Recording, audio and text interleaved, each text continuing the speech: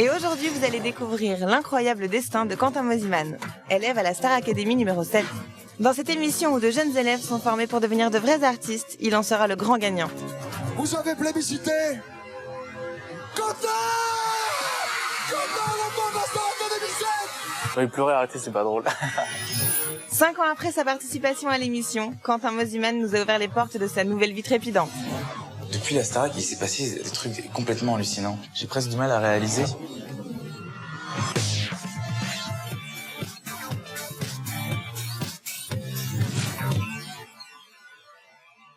Il est à la fois DJ, chanteur et beau gosse, ce qui ne gâche rien. Mais c'est le château de Dame Marie-Lélis qui le couronne roi de la Star Academy 7e édition.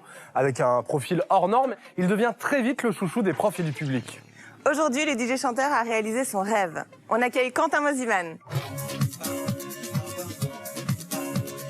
Bonjour Quentin, ça va? Bienvenue. Ça va et vous? Super. Bon, bienvenue dans Télé-réalité, leur nouvelle vie. Merci de m'accueillir.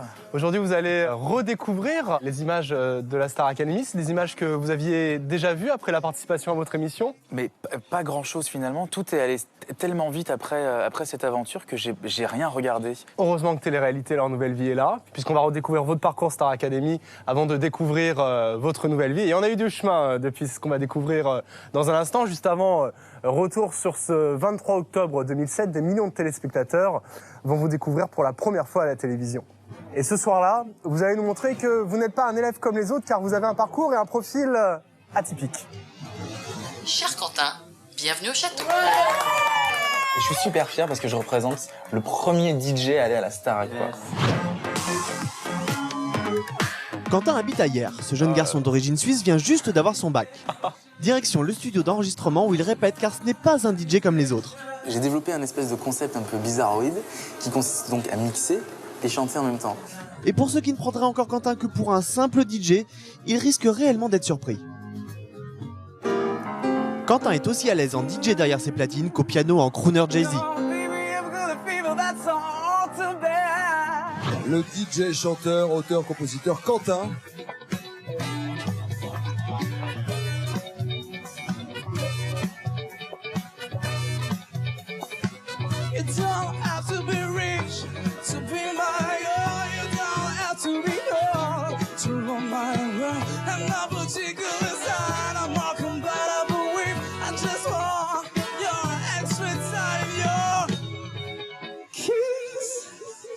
Ah, ça fait bizarre. C'était important pour vous d'envoyer très lourd dès le début. Mais les gens ont tendance à se focaliser sur une première impression. C'était important de pouvoir essayer de montrer mon univers dès le début. Alors évidemment, j'aurais préféré avoir des platines en plus, mais c'est vrai que ce souvenir-là précisément, cette cohésion qu'il pouvait y avoir à ce moment-là avec le public, avec les musiciens, on n'était plus vraiment dans une émission de télé. C'est comme ça que moi je l'avais vécu, j'avais l'impression d'être sur scène et de partager avec les gens. Et oui, c'était important de montrer qui on était simplement. Quentin arrive alors au château et comme lors de sa première prestation, il va tout de suite faire l'unanimité.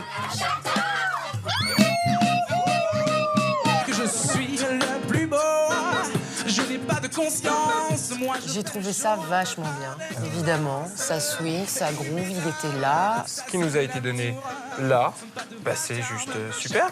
Bravo. Ça fait très longtemps que je n'ai pas entendu une éval aussi plaisante.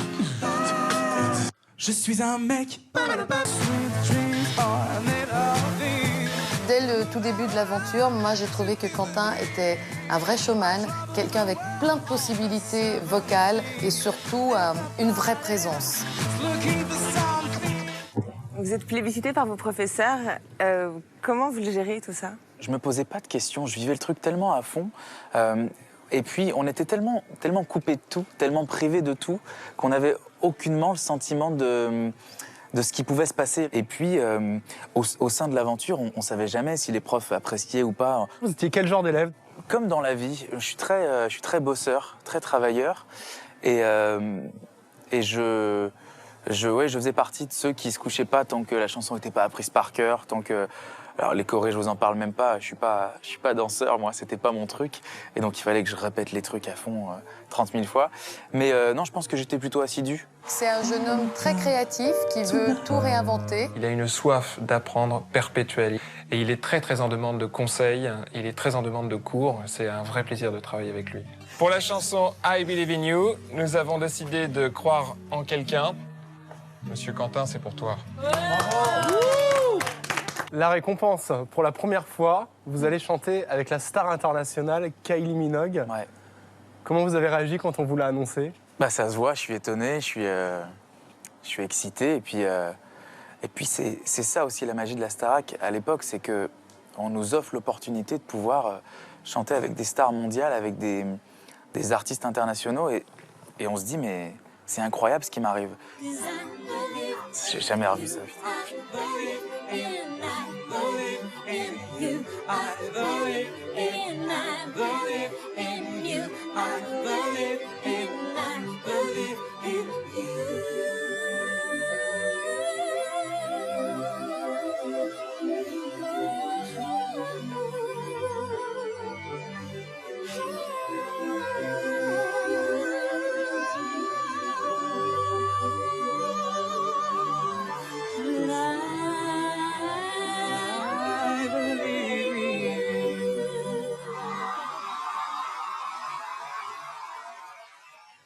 Quel souvenir vous gardez de ce duo?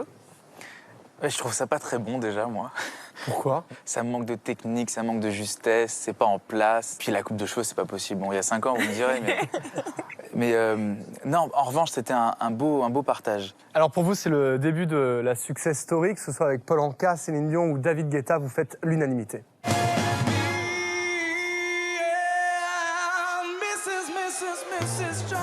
T'as beaucoup travaillé, ça se voit, t'as été extraordinaire. Bah oui, c'était formidable, voilà.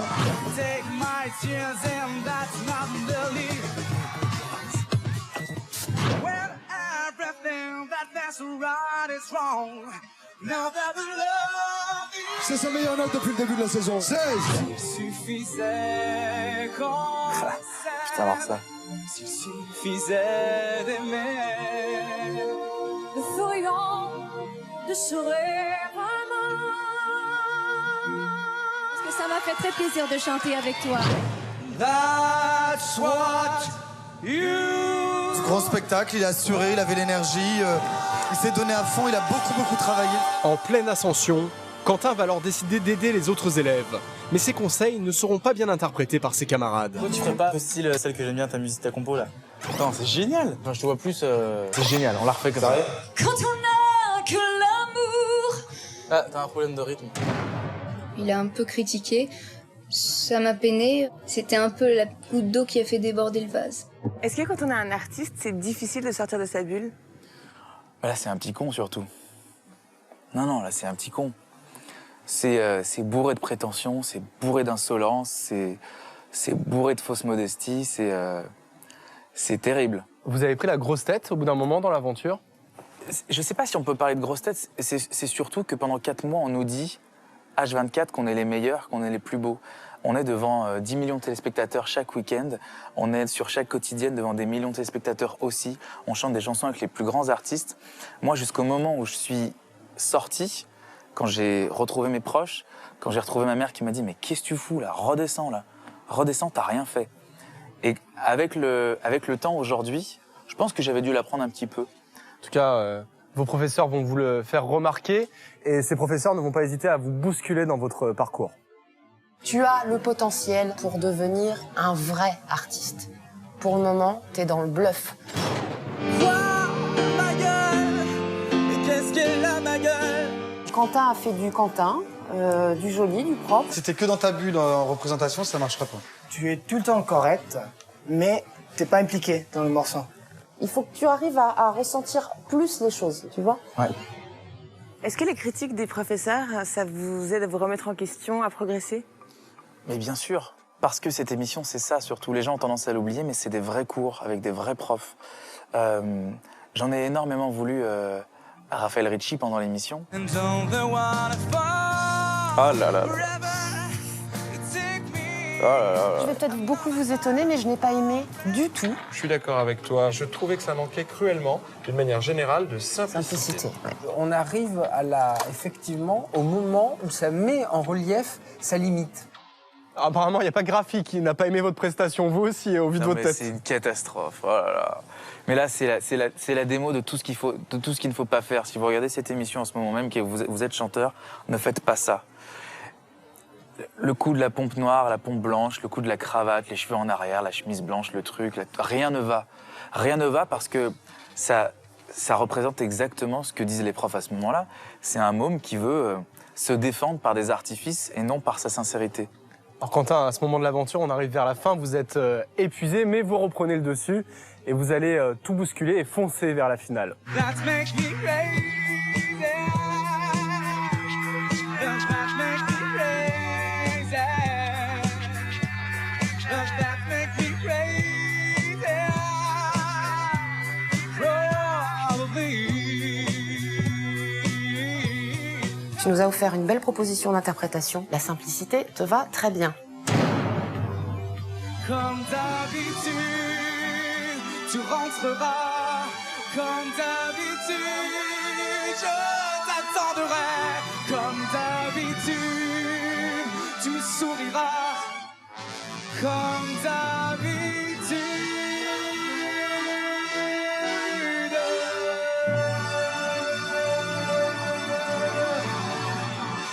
Merci Quentin. De toute façon, il y a un vrai effort et une vraie approche dans le naturel. Merci beaucoup. Je lui dirai les mots bleus, les mots qu'on dit avec les yeux. Toutes les excuses que l'on donne sont comme les baisers que l'on donne. Il reste une rancœur subtile qui gâcherait l'instant fragile de nos retrouvailles. De nos retrouvailles. Il a joué le jeu, il a bossé dur, il s'est remis en question et voilà, t'as gagné. Bravo. À quel moment vous dites que vous pouvez potentiellement gagner le jeu? La semaine qu'on passe, Mathieu et moi, on était en finale tous les deux et on passe... Mathieu le finaliste. Mathieu qui était le finaliste. On passe une semaine ensemble et on commence tous les deux d'ailleurs, on commence tous les deux à se dire que c'est proche. Il y a peut-être moyen.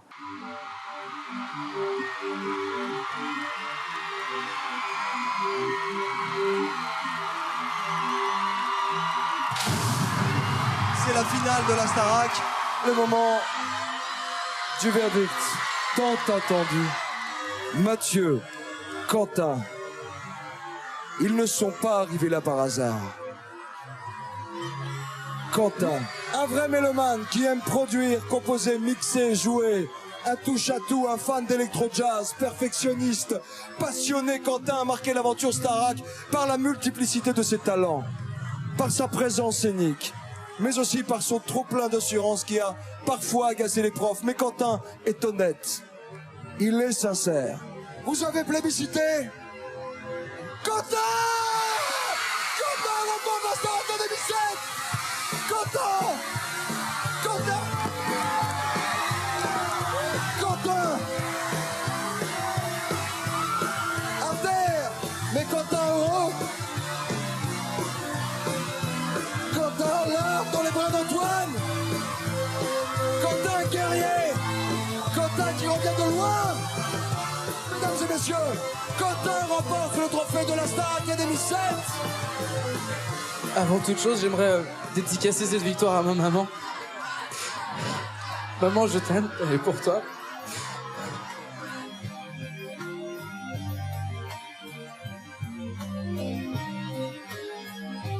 Je vous remercie du fond du cœur. J'essaierai de pas vous décevoir et de faire un album qui soit à la hauteur de votre soutien. Merci beaucoup. Merci.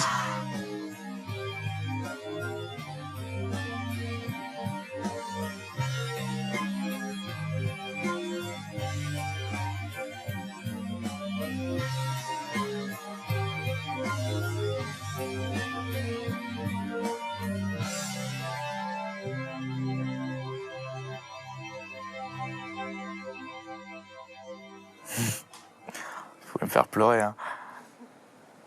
Ah, ça fait très longtemps que j'ai pas vu ça, moi. Qu'est-ce que ça vous fait? Bah, ça touche. C'est touchant. sais pas. J'ai envie de pleurer, arrêtez, c'est pas drôle. Qu'est-ce que vous ressentez à ce moment-là? À ce moment-là, j'ai juste envie d'être avec ma maman, en fait. Et c'est bizarre, mais le premier truc que j'avais envie de faire, c'était un chèque.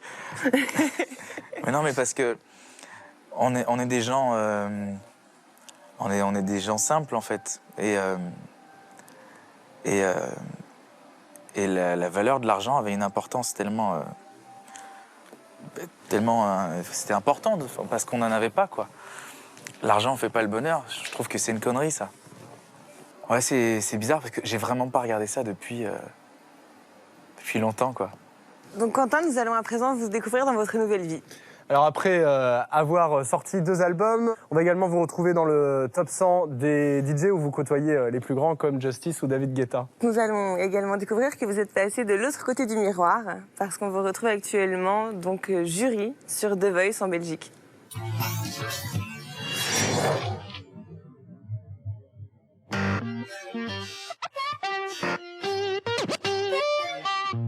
Et c'est à Liège, en Belgique, que nous allons retrouver Quentin Mosimann. Bonjour. Soyez bienvenus. C'est dans sa chambre d'hôtel que Quentin nous reçoit. Il est en pleine séance de composition. Depuis qu'il a gagné la Star Academy en 2007, il parcourt le monde. Et pour lui, tout est allé très vite. Depuis la Starac, il s'est passé en très peu de temps, ça fait que 5 ans. Il s'est passé 2 albums, il s'est passé 2 disques d'or, il s'est passé des trucs de fou, des trucs complètement hallucinants. Et je le dois beaucoup, moi je le dois beaucoup à cette émission. J'aurais jamais pensé que ça pourrait m'apporter autant, même 5 ans après. J'ai l'impression d'être un gamin qui est devant un magasin de bonbons, tu sais, qui est émerveillé, mais quand tu vois tout ce que ça m'a apporté et tout ce qui fait que c'est ce que je suis aujourd'hui, bah... c'est cool. Si aujourd'hui le jeune homme vit à 100 à l'heure et passe la plupart de son temps sur la route, il a tout de même des objets qui ne le quittent jamais. C'est très simple, cette chose est ma femme. C'est-à-dire que ma maison peut brûler, il peut m'arriver des trucs super graves, il faut juste rien qu'il arrive à ça. Et cette petite chose bleue là. Quand j'ai une mélodie, comme elle peut partir très très vite, je l'enregistre tout de suite en vidéo, tu sais. Et donc j'ai des grosses vidéos doses de tous les titres que j'ai fait avant, tu sais, où quand je suis dans le train, je me dis, mais attends, ça, il faut surtout pas que je l'oublie. Alors je suis là, je reste ma vidéo comme ça, tu sais, discrètement. Les gens me prennent pour un fou, mais c'est marrant. Lui, c'est DJ, il me suit partout, dans tous les pays, et il voyage beaucoup. C'est un chien voyageur. Il adore l'avion, il dort bien, il est gentil, il est attendrissant. Hein? C'est comme un bébé. Ça paraît bête, mais quand tu te retrouves au fin fond de la Russie ou en Égypte ou dans un hôtel à Taïwan, que t'es tout seul et que t'as ton chien quand tu rentres, moi c'est le meilleur moment. Depuis quelques temps, Quentin Mosimann est coach pour la version belge du télécrochet The Voice. Être coach sur The Voice, oui, c'est très enrichissant. C'est beaucoup de stress et d'émotions. Parce qu'on est un peu tiraillé dans tous les sens, c'est un peu le concept qui veut ça. Et pas de temps à perdre, il est maintenant l'heure pour Quentin de partir direction les studios de télévision. C'est excitant, cette émission elle est super excitante. Et moi je suis excité, je suis heureux d'y aller, quoi. Je me dis tiens, on va voir de nouvelles choses et vivre une nouvelle aventure. En plus, il y a une vraie cohésion d'équipe, tu sais, on vient tous les 4 coachs, les 4 coachs qui sont dans l'émission, on vient tous d'univers différents. Il y a Natacha Saint-Pierre qui est canadienne, on a Bee Gees Scott qui est américaine, Marc qui est pur belge et moi qui est suisse et français. Et du coup, ça donne des idées, ça donne une vraie cohésion d'équipe. Arrivé sur place et comme à son habitude, Quentin retrouve ses fans. Bonjour tout le monde, comment ça va bien les amis? En forme? Ça va. Ça va, qu'est-ce que je peux faire pour vous? Soyons fous, allons-y. Merci Quentin, je vous en prie. Mademoiselle. Parce qu'hier soir, t'es sorti très tard, on a dû rentrer. Ah, c'est dommage. Tout au long de sa carrière, il a su garder un lien très privilégié avec son public. Avant de commencer sa journée, il tient à rencontrer une fan très chère à son cœur. Bonjour. Ça va? Très bien. Super. On discute 5 minutes? Je viens de rencontrer une jeune fille qui a une très grave maladie. Il y a une association en Belgique qui s'appelle Make a Wish. Ils réalisent des rêves d'enfants et son rêve c'était de chanter avec moi. Et donc je lui ai proposé de m'accompagner sur scène à un moment donné. Il faut juste que tu choisisses le titre sur lequel tu auras envie de chanter.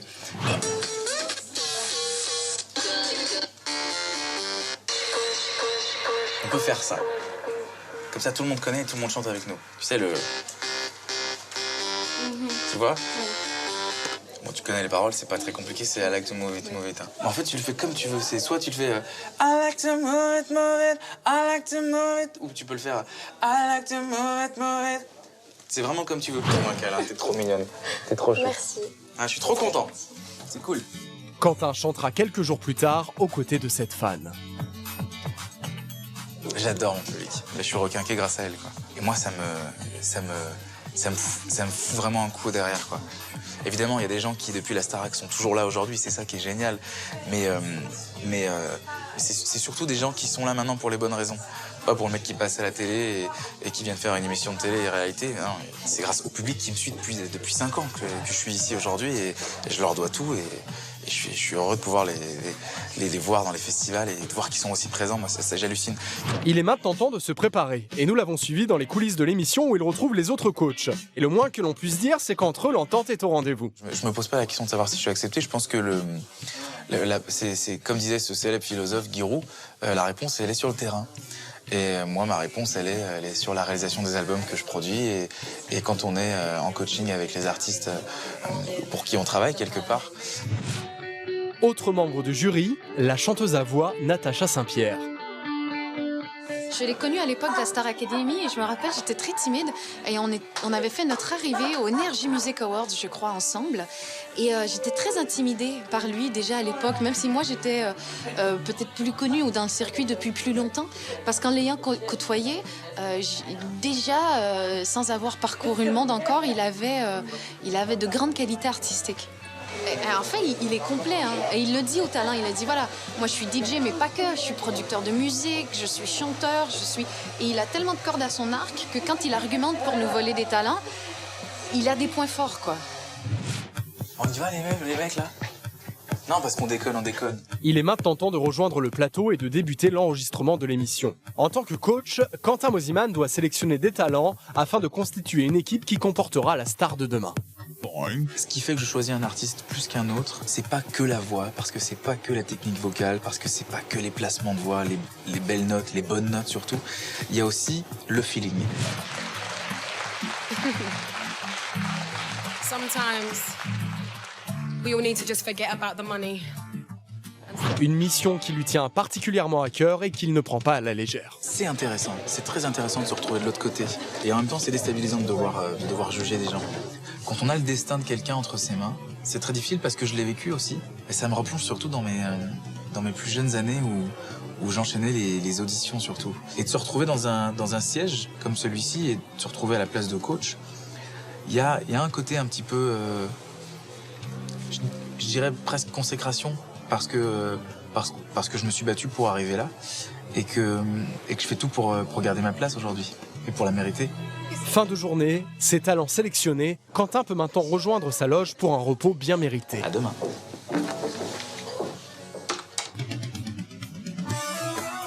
Le lendemain, nous retrouvons Quentin Mosimann dans son studio d'enregistrement parisien. Un lieu dans lequel il passe la plupart de son temps quand il n'est pas sur scène. Bonjour, bonsoir, bienvenue. Bienvenue dans mon studio. C'est là que ça se passe. Bon, je suis donc DJ producteur d'un côté et de l'autre côté, je produis des musiques pour d'autres artistes, mais la plupart du temps, on m'appelle pour faire des remixes. En ce moment, je bosse sur un titre. C'est un peu violent, mais c'est pas mal. D'ailleurs, je sais pas encore le titre. Je sais pas comment on va l'appeler, mais... This is how it goes.